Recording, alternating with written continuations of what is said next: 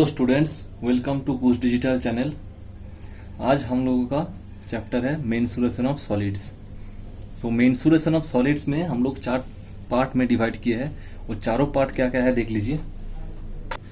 Cubes and cuboid, right circular cylinder, right circular cone and sphere, ये चारों हम लोग कवर करेंगे मेंसुरेशन ऑफ सॉलिड चैप्टर में। ठीक है, तो आज पहला चैप्टर शुरू करते हैं, cubes and cuboid.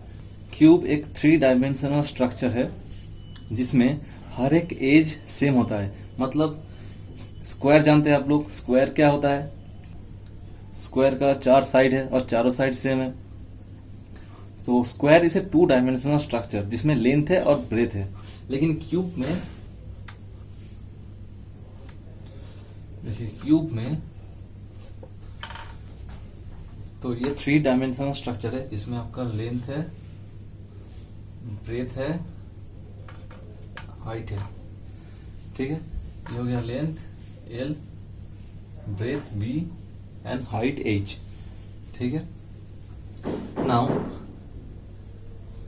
each of length, breadth and height in cube is same, so we can replace this as A, we can replace H as A, and also we can replace this as A.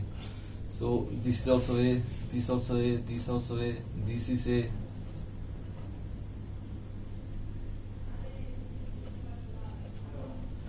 Each of the side is of length A. ठीक है, so there are 12 edges in a cube. ठीक है, basically आप just imagine कीजिए, sugar का एक cube, 1 cube of sugar, एक दाना शुगर, चीनी का एक दाना कैसे दिखता है? बिल्कुल ये शेप जैसे। ये सब 3 डायमेंशनल स्ट्रक्चर है जिसमें हर एक एज के साथ हर एक एज का एक राइट एंगल बना हुआ है, और there are 12 number of edges. और क्या है? और each edge is of same length, this is called cube. So इसी क्यूब को जब हम लोग अनफोल्ड करेंगे, जैसे ये मान लीजिए एक बॉक्स है, ठीक है, इस बॉक्स को जब हम लोग अनफोल्ड करेंगे, ठीक है, तो स्ट्रक्चर कैसे आएगा?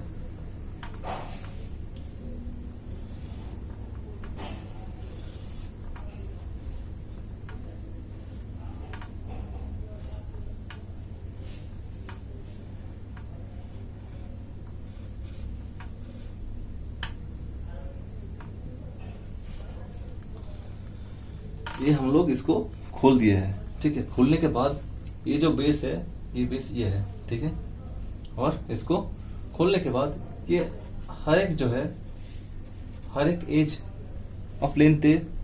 तो फिर इसका सरफेस एरिया कैसे निकालेंगे? देखिए, सरफेस एरिया निकालने के लिए there are 6 number of surfaces in a cube, 1 2 3 4 5 and नीचे वाला 6। मतलब आप एक सोचिए, एक रूम है, ठीक है, एक घर है, घर में 4 दीवार है, ठीक है, और ऊपर एक छत है और नीचे एक फ्लोर है। तो फिर नंबर ऑफ सरफेसेस आर 6। ठीक है, 4 दीवार और ऊपर वाला और नीचे वाला। तो फिर क्यूब का जब हम लोग सरफेस एरिया निकालेंगे तो उसका फॉर्मूला क्या होगा? सरफेस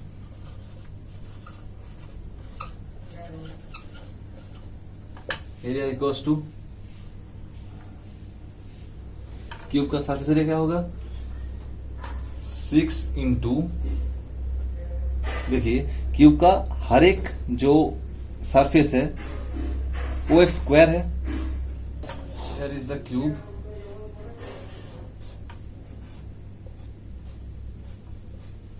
ये जो 6 सरफेसेस है, हर एक सरफेस क्या है? एक स्क्वायर है। जैसे कि ये बेस, मान लीजिए ये बेस जो है, ये बेस भी एक स्क्वायर ही है।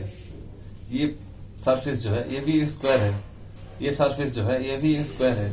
तो बेसिकली हर एक सरफेस जो है एक स्क्वायर है, और 6 squares consist of a cube. ठीक है, तो फिर सरफेस एरिया क्या हो जाएगा? 6 into each square, number of square है 6, सो 6 इंटू स्क्वायर का एरिया।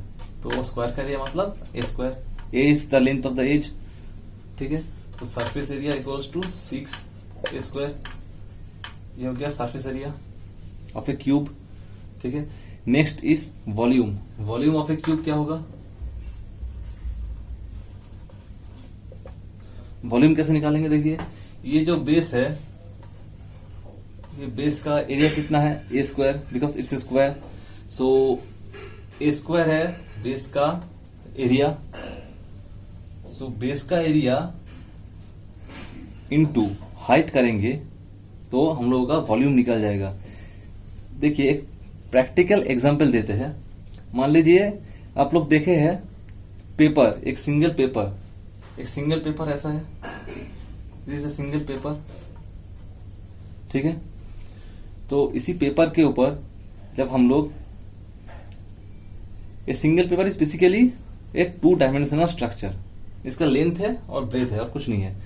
सो बेसिकली इसके ऊपर जब हम लोग 100 नंबर ऑफ पेजेस रखेंगे, 100 नंबर ऑफ पेपर, तो ये कुछ ऐसा हो जाएगा। इसके ऊपर एक हो गया पेपर, इसके ऊपर एक हो गया, इसके ऊपर एक हो गया। पेपर का मान लीजिए स्ट्रक्चर स्क्वायर है, हर एक पेपर स्क्वायर साइज का है।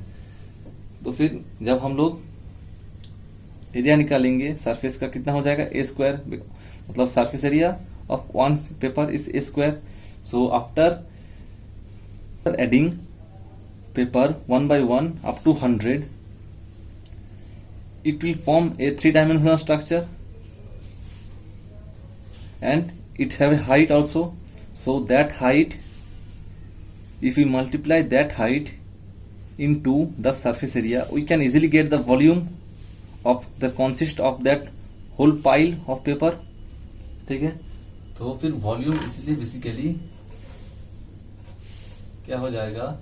ए स्क्वायर इंटू, इस क्यूब का हाइट भी ए है, तो फिर a square into a, this is a cube.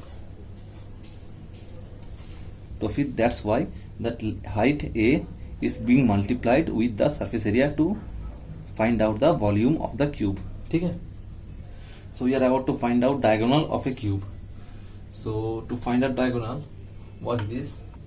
Number of diagonal possible in a cube is 4. This, it may be this, or it may be this, it can be this one. So 4 diagonals are possible in a cube. So how to find out diagonal? I have to redraw the structure. So to find out, we will find the diagonal, this diagonal. Let me name it A, B, C, D, okay, E, F, and G, H. Each of the vertex I have named. So one thing I forget to tell you that this corners are called vertex. Okay, there are 8 corners in a cube or 8 vertex in a cube. ठीक है, so I have named each of the vertex as A, B, C, D, E, F, G, H. Now how to find out the diagonal of AF? We are going to find out. Now to find out AF, let me tell you first that the 4 diagonals in a cube are of same length. Okay, now first of all, to find out AF, we need to find out this AC. We have to find out this AC, and this is 90 degree. So what will be AC? AC is the diagonal of this square ABCD square. Now in this square ABCD, the AC is the diagonal. So let us find out what AC is. So AC equals to root 2a, because we know in a square the diagonal length is root 2a.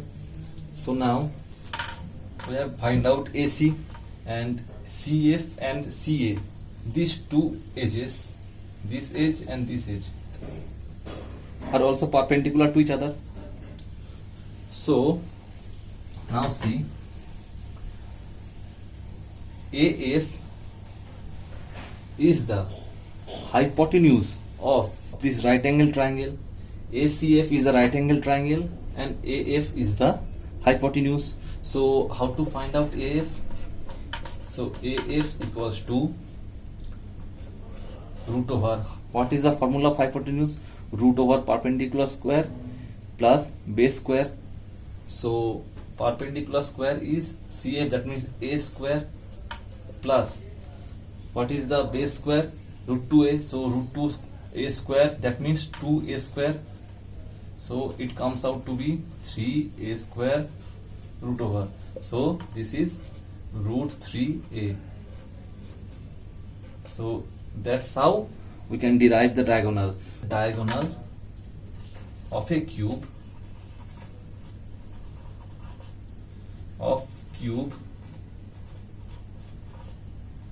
equals to root 3a.